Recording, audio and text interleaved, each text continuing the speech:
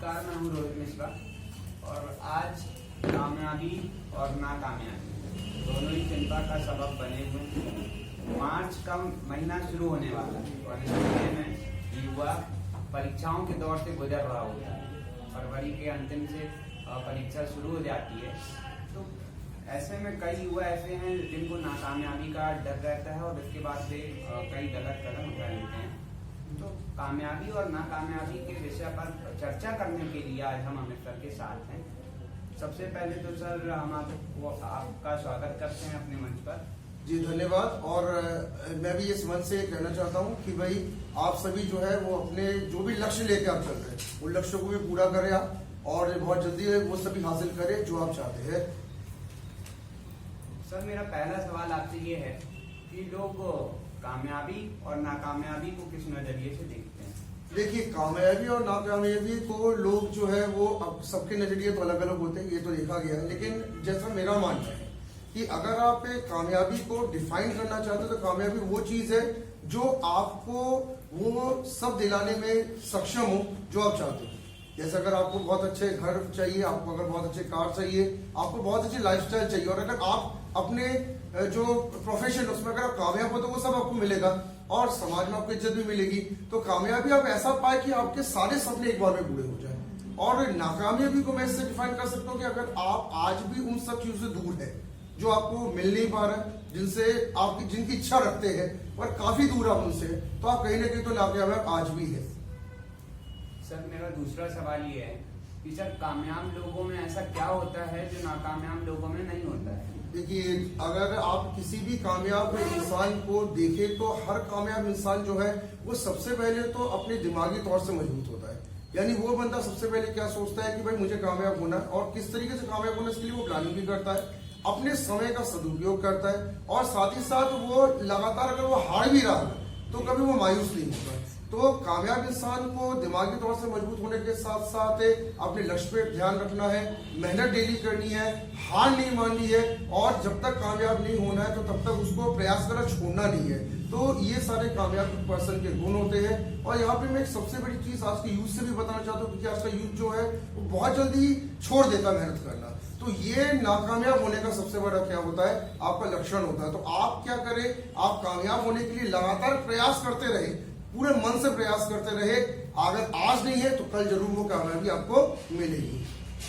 Sir इसी के साथ एक सब्स्टिट्यूट क्वेश्चन है सर सवाल ये है कि सर एक युवा जब कामयाब होता है तो सर उसके लिए कामयाबी की परिभाषा क्या होती है? देखिए, जैसे कि मैंने अभी शुरुआत में भी कहा था कि कामयाबी की परिभाषा जो है वो आप दो मापदंडों में देख सकते हैं।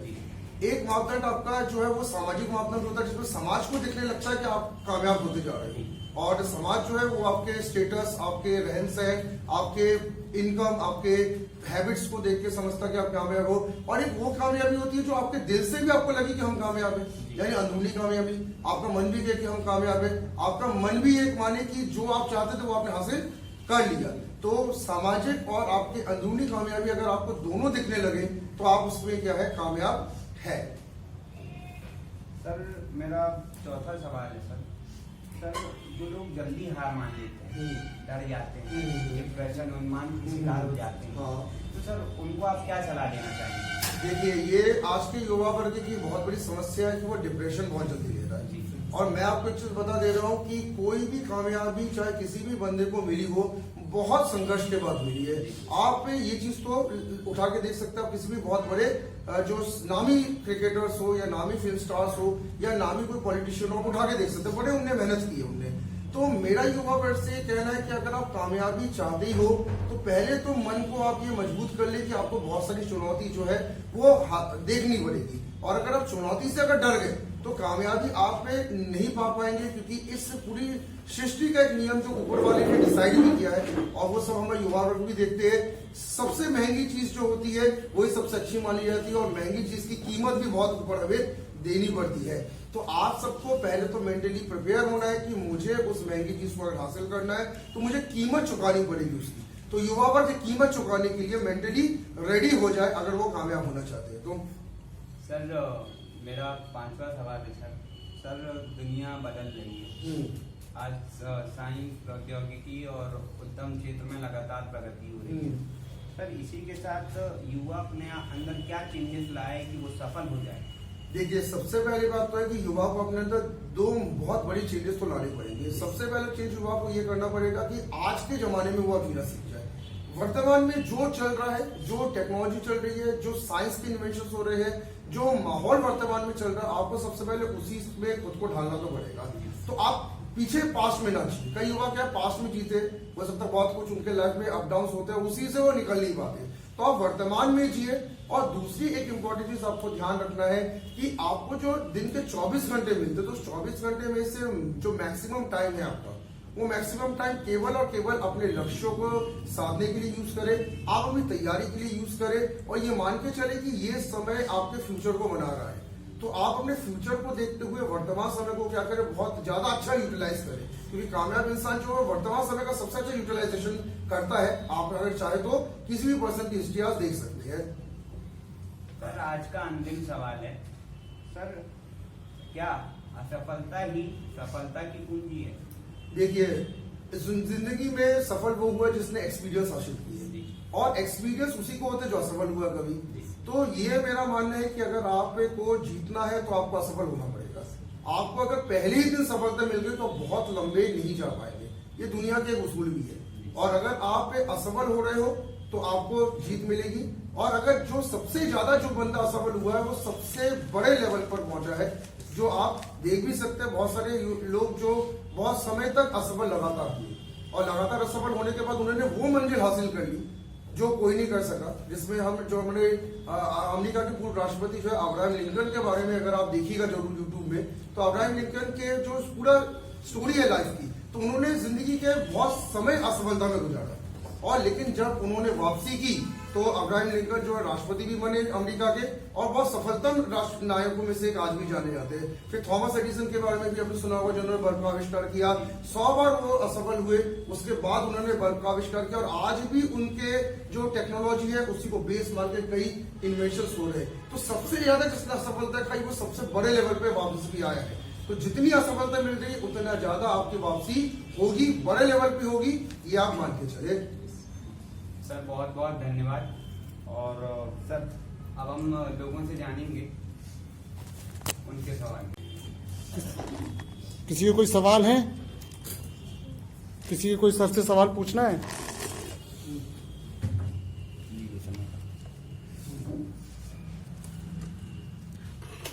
सर हम विपरीत परिस्थितियों में भी लगातार अगर हम असफल हो रहे हैं तो हम किन उपायों से अपने मानसिक संतुलन को स्थिर कर? देखिए, ये बहुत अच्छा सवाल इन्होंने पूछा कि विपरीत परिस्थिति में अगर आप असफल हो रहे हैं तो करें क्या। देखिए, आज की जो शहरी जिंदगी जिसको हम कहते हैं, तो शहरी जिंदगी में ध्यान रखिएगा, विपरीत परिस्थितियां ज्यादातर आपको मिलती है, क्योंकि यहाँ पे हर चीज कदम कदम पे टेंशन बहुत है। और साथ ही साथ आपको क्या करना है कि इस टेंशन के दौरान 100% अपने बॉस को भी देना है, अपने घर को भी देना है, और अपने व्यापार को भी देना है। तो मेरा ये मानना है कि अगर आप विपरीत परिस्थिति में जी रहे हैं तो सबसे पहली बात तो ये ध्यान रखिएगा कि विपरीत परिस्थिति केवल आपके घर के लिए अभी फिलहाल है।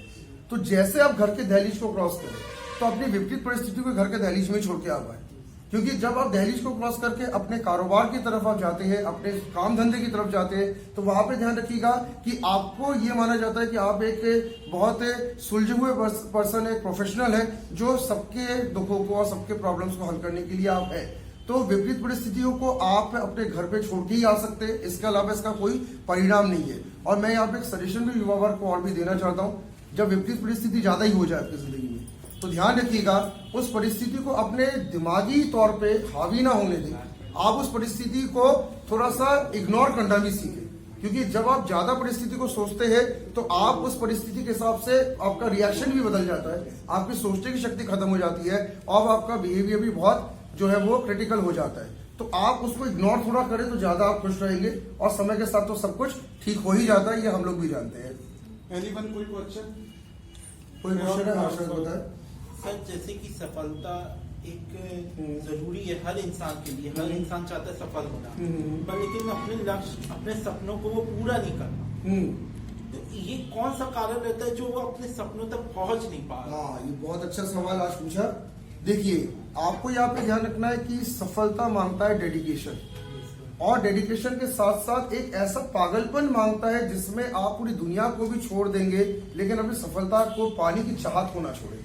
तो देखिए दिक्कत क्या होती है कि आपको जैसे एक बहुत बड़ी गाड़ी से मैं उदाहरण ले रहा हूँ, बहुत बड़ी अगर कार आप चाहते हो पर उस कार को पाने के लिए आपके अंदर जुनून कब रहता है, जब आप जवानी की एजों में रहते हो।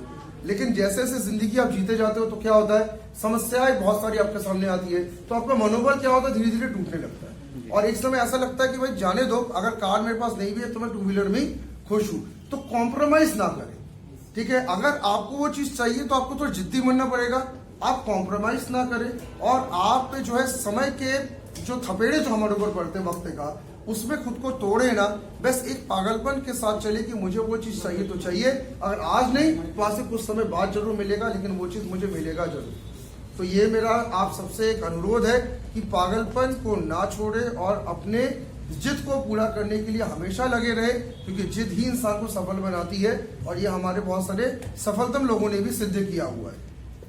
अगला क्वेश्चन कोई और कोई हाँ यही पागलपन ने शाहरुख खान को द किंग ऑफ वर्ल्ड बना दिया। ठीक है, ये क्वेश्चन था कि आंसर था? नहीं बस एक छोटा सा ठीक है। तो किंग ऑफ वर्ल्ड जैसे हम लोग शाहरुख खान की बात करते हैं तो मिड लेवल फैमिली से शाहरुख खान ने और भी लोअर बॉलीवुड में जैसे उन्होंने इतनी जो बड़ी उपलब्धि हासिल की, इसका सिंपल सीधा सा कारण क्या था कि शाहरुख खान ने सिर्फ एक सोच के रखा था कि मैं एक दिन तो सितारा बनूंगा, वो भी बहुत बड़ा वाला। और उनके पीछे कोई भी गॉडफादर थे नहीं, ना उनको कोई फिल्म बैकग्राउंड थे, लेकिन सब कुछ ध्यान रखिएगा क्यों ठीक हुआ, क्योंकि उन्होंने इस जिद को छोड़ा नहीं, मेहनत की और मेहनत करके उन्होंने अपना मुकाम फाइनली पा लिया।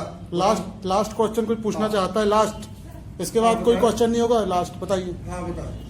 सर स्कूल्स हो गए, कॉलेजेस हो गए और काफी सारे ट्यूशन्स हो जाती है, पर्सनल ट्यूशन से लेके, तो वहाँ पे जो टीचर्स होते हैं वो सिर्फ बच्चों को जो है बुक को जो ज्ञान होता है वही देते हैं, बट कैसे जिंदगी चलानी चाहिए, जिंदगी में तो अप डाउन होते हैं, उनसे कैसे डील करना चाहिए।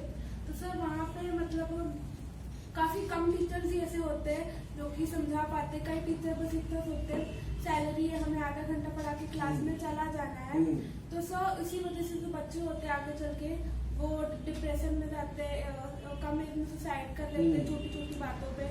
और सर माँ बाप से अपने फ्रेंडली नहीं होते और कई सारे जो मॉडर्न पेरेंट्स है सर वो उस चीज पे इतना ध्यान भी नहीं देते। तो सर इसमें किसकी ज्यादा गलती है, बच्चों की कि टीचर्स की कि पूरे स्कूल की? देखिए पूरा ये क्वेश्चन बहुत अच्छा है और मैं आपको एक चीज बता दे रहा हूं कि जिंदगी में आप अगर खुद असफल हो रहे हैं तो इसमें आपके सबसे बड़ा गलती वैसे आप ही की मानी जाती है। लेकिन अगर आप वर्तमान एजुकेशन सिस्टम की बात करें तो देखिए एजुकेशन सिस्टम केवल आपको एक कम पीरियड में सिर्फ ये नॉलेज दे सकता है कि वो चीज दुनिया में है। जैसे उदाहरण के तौर पे अगर आप कॉमर्स कर रहे हैं, अगर आप साइंस कर रहे हैं, तो हर सेमेस्टर में आपको एक सब्जेक्ट के रूप में चीजें मिलती है और हर सब्जेक्ट केवल आपको ये ज्ञान देता है कि दुनिया में उसका अस्तित्व जरूर है, लेकिन सिर्फ अस्तित्व जानने से काम नहीं होता। हमें उसके अंदर जब तक हम डीप स्टडी नहीं करते तब तक हम उसके माहिर खिलाड़ी नहीं बनते। तो आप सबको क्या करना है, स्कूल कॉलेजेस में जो आपको बताया जाता है आपके टीचर्स, क्योंकि उनके ऊपर भी क्या दिक्कत रहती है कि थोड़ा सा टाइम प्रेशर रहता है और 80% ऑफ द टीचर्स जो रहते हैं वो अक्सर में वो प्रिपेयर नहीं होते टीचिंग के लिए, ये एक दिक्कत है। 20% टीचर्स मेंटली प्रिपेयर होते हैं, उनका पैशन होता पढ़ाना, और 80% मजबूरी में पढ़ाते क्योंकि उनकी कहीं अच्छी जॉब नहीं लगी, तो उन्होंने कहा चलो टीचिंग कर लो। तो पैशन वाले टीचर हमेशा आपको सही रास्ता दिखाएंगे और जो पैशन वाले टीचर नहीं वो क्या करेंगे, आपको वो सिर्फ आपको पढ़ाएंगे, सिलेबस पूरा कराएंगे और समय मिलने पर जैसे ही कोई अच्छी जॉब उनको मिलती है तो वो छोड़ के चले भी जाएंगे। तो मैं आप सबको ये चीज बता दे रहा हूँ, एजुकेशन सिस्टम को आप जरूर एक डिग्री डिप्लोमा के लिए ले, लेकिन आपको जिस चीज से ज्यादा आपको इंटरेस्ट जाग रहा है आप उस पर खुद के रिसर्चेस करें और अपना वक्त खुद दे उसमें। और आप जिस चीज को ज्यादातर रिसर्चेस में लेंगे आप देखेंगे उसके माहिर खिलाड़ी कुछ दिनों में बन जाएंगे। तो एजुकेशन सिस्टम से आप कंप्लीटली अपने मंजिल में नहीं पहुंच सकते, खुद के रिसर्च खुद की मेहनत से कर सकते हैं। और ये आपको मैं बता दे रहा हूँ, अच्छे ट्रेनर्स को जरूर ढूंढें। ये मैंने पहले के लेक्चर्स में भी आपको बताया है कि सिर्फ हमारे टीचर्स और प्रोफेसर कुछ नहीं कर सकते, जो माहिर ट्रेनर्स होते हैं उनके पास जाके आप हमेशा ट्रेनिंग लें। इससे क्या होता है, आप बहुत कम समय में आप उस फील्ड के बादशाह बन जाते हो। और अगर आप फिर ट्रेनर का अगर साथ आप नहीं चाहते तो एक और तरीका बादशाह बनने का जो मैं अपने निजी अनुभव से बता रहा हूँ, आप ठोकर खा के बादशाह बन ही जाओगे। लेकिन ठोकर खा के बादशाह बनोगे 10 साल बाद। 10 साल आपको जो लड़ना पड़ेगा वो अनुभवी ट्रेनर आपको 1 साल में सिखा देगा, क्योंकि वो 10 साल का अनुभव भी वो आपको देगा। ठीक है, तो या तो आपके पास 10 साल ठोकर खा के बादशाह बनो, या तो 1 साल उसके साथ रह जाओ जिसने ठोकरें खा के बादशाह बना हुआ है। तो आपके वो 9 साल जो बचेंगे ना, वो आपकी जिंदगी में जल्दी पे आउट आपको करेगा। ठीक है, तो ये मेरा एक आपसे मशवरा है। कोई लास्ट क्वेश्चन किसी का है? चलिए ठीक है।